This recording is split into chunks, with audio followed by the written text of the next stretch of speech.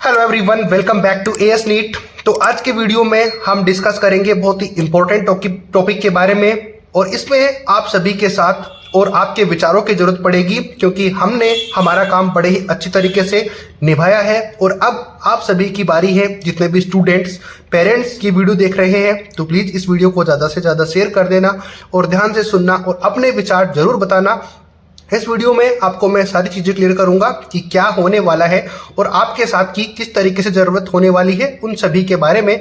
तो आप वीडियो को एंड तक ज़रूर देखना और अपने विचार हमें ज़रूर बताना कि आप क्या सोचते हो। इसके साथ साथ आप मिनिस्ट्री ऑफ एजुकेशन को भी आपको वही चीज़ें बतानी है जो कि आप सोच रहे होते हो, जिसकी वजह से आगे चलकर हो सकता है फ़ायदा हो जाए। और उन स्टूडेंट्स या फिर पेरेंट्स से भी मेरी रिक्वेस्ट है जो कि अभी नीट 2024 का एग्ज़ाम नहीं दे रहे लेकिन आगे फ्यूचर में वो देने वाले हैं, तो भी आपके लिए भी ये वीडियो बहुत ज़्यादा ज़रूरी है। तो आप इसको जरूर ध्यान से देखना। स्टार्ट करेंगे वीडियो। आपसे रिक्वेस्ट है लाइक शेयर और सब्सक्राइब जरूर करना, क्योंकि हम आपके साथ हैं तो आपको भी हमारे साथ चलना ही पड़ेगा, तभी जाके कुछ होने वाला है। दिखाता हूं मैं आपको स्क्रीन के ऊपर सारी चीज़ें। तो चलो स्टार्ट करते हैं। सबसे पहले डिस्कस कर लेते हैं कि हमने हमारा काम कैसे किया।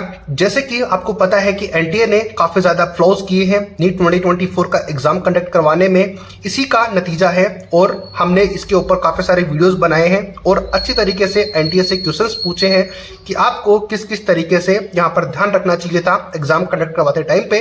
तो उसी का नतीजा है कि एक हाई लेवल कमेटी जिसको अब एक नए चेयरमैन को लगा दिया गया है, जैसे कि डॉक्टर आर.के. राधाकृष्णन जो कि फॉर्मर चेयरमैन है इसरो के, उनको कॉन्स्टिट्यूटेड किया गया है 2020 जून को, यानी कि 22 जून को उनको नए चेयरमैन घोषित कर दिया गया है अपने एनटीए के लिए। तो इसके लिए बहुत ज़्यादा ज़रूरी है कि इस कमेटी के अंदर बहुत सारे बदलाव की जरूरत थी, इसीलिए ये बदलाव किए गए हैं। आपको स्क्रीन के ऊपर सारी चीजें दिख रही होंगी। तो यहाँ पर बहुत ज्यादा चेंजेस होने की जरूरत है और उस जरूरत को ध्यान में रखते हुए बहुत सारे चेंजेस मिनिस्ट्री ऑफ एजुकेशन ने किए हैं।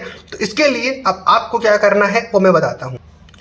तो मिनिस्ट्री ऑफ एजुकेशन आप सभी स्टूडेंट्स और पेरेंट के सजेशन की और आपके व्यूज की और आपके आइडियाज की जरूरत है उनको, और वो आपसे आइडियाज मांग रहे हैं। ये आइडियाज आपको कहाँ पे मिलेंगे? तो डिस्क्रिप्शन बॉक्स में आप लिंक ओपन करोगे, यानी कि डिस्क्रिप्शन बॉक्स आप ओपन करोगे तो वहां पर आपको इंस्टाग्राम आईडी भी दिखेगी, उसको पहले सब्सक्राइब कर लेना है, यानी कि इंस्टाग्राम आईडी को फॉलो कर लेना है। आपके जो भी डाउट्स हैं वहां पर आप मुझे डीएम कर सकते हो डायरेक्ट, एडमिशन से रिलेटेड भी, मेडिकल फील्ड में किसी भी फील्ड में एडमिशन लेना चाहते हो, काउंसलिंग में पार्टिसिपेट करना चाहते हो तो आप हमारी सर्विसेज ले सकते हो। उसके जस्ट ऊपर जो लिंक है आपको मिलेगा जो कि मिनिस्ट्री ऑफ एजुकेशन की तरफ से प्रोवाइड किया गया है। वहां पर आप अपने सजेशंस, अपने व्यूज और अपने आइडियाज मिनिस्ट्री ऑफ एजुकेशन को बता सकते हो कि इन फ्यूचर में क्या चेंजेस होने चाहिए और क्या आपको लगता है कि क्या चीज़ें होनी चाहिए। उन सभी के बारे में आप अपने विचार बता सकते हो। और अगर आप नहीं भी बताना चाहते तो भी आपको जरूर वहां पर बताना है।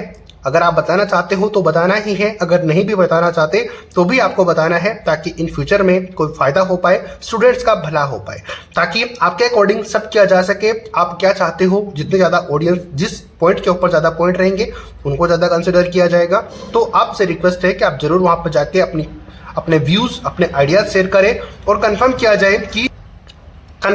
जाएगा कि जो भी आपके आइडियाज़ होंगे तो ये सभी आइडियाज़ को मिलाकर इसके अंदर जो मिनिस्ट्री ऑफ एजुकेशन है वो एनहेंस डाटा सिक्योरिटी प्रोटोकॉल्स, तो जितने भी डाटा के सिक्योरिटी हैं, यानी कि जो भी जैसे कि 4 जून को नीट 2024 का रिजल्ट डिक्लेयर हुआ तो वहां पर किसी भी स्टूडेंट का रिजल्ट कोई भी देख सकता था।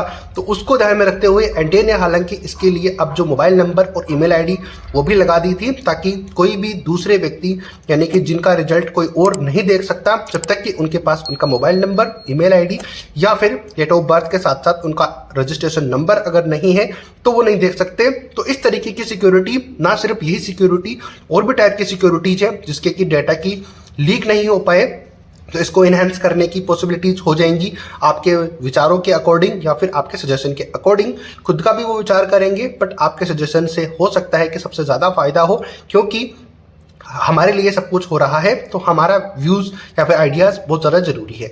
Review the structures and the operations of NTA, तो एनटीए के जितने भी ऑपरेशन या फिर स्ट्रक्चर्स क्या है उनको भी इसके बारे में रिव्यू किया जाएगा कि किस तरीके से उन्होंने काम किया और एग्जैक्टली किस तरीके से उनको काम करना चाहिए था, उसके बारे में। नेक्स्ट बात करते हैं इन सभी का सिर्फ और सिर्फ एक ही टारगेट है, the committee aims to recommend reforms in the examination process. तो एग्जाम की जितने भी प्रोसेस है उनको रिफॉर्म करेंगे या फिर विचार करेंगे या फिर सोचेंगे कि किस तरीके से एग्जाम कंडक्ट करवाया जाए फेयर एंड स्क्वायर तरीके से, ताकि उन सभी डिजर्विंग स्टूडेंट्स को वो जो चीज़ मिल पाए जिसके लिए कि वो इतनी ज़्यादा मेहनत कर रहे थे पिछले 1 साल से, 2 साल से या फिर 5 साल से। कोई भी स्टूडेंट ये मत समझना कि हमारे लिए आवाज़ नहीं उठाई जा रही है, ये आवाज़ उन सभी स्टूडेंट के लिए है जो रियली में मेहनत कर रहे हैं इसके लिए, क्योंकि चाहे तो उन्होंने मेहनत की हो या फिर नहीं की हो, जितना भी उनका लेवल था मेहनत करने का उसके बेसिस पर जो उन्होंने एग्जाम दिया, तो वही चीज़ें उनको दिखानी चाहिए या फिर उन्हीं के बेसिस पर उनका रिजल्ट आना चाहिए, ना कि किसी ग्रेस मार्क्स के बेसिस पर या फिर किसी भी तरीके का कोई और उसमें फॉर्मूला ऐड नहीं होना चाहिए। जो कि स्टूडेंट्स की मेहनत है वही आनी चाहिए। अगर किसी के 720 आ रहे हैं तो उनको 720 मार्क्स से अवेलेबल करवाए जाए फेयर एंड स्क्वायर तरीके से। अगर कोई आपसे पूछता है कि क्यों इस स्टूडेंट के इतने मार्क्स आए, तो आप ओमार उनको दिखा पाओ और सारे वो प्रूफ्स दे पाओ जो कि जरूरी है, जो कि एनटीए इस साल देने में फेल हुआ।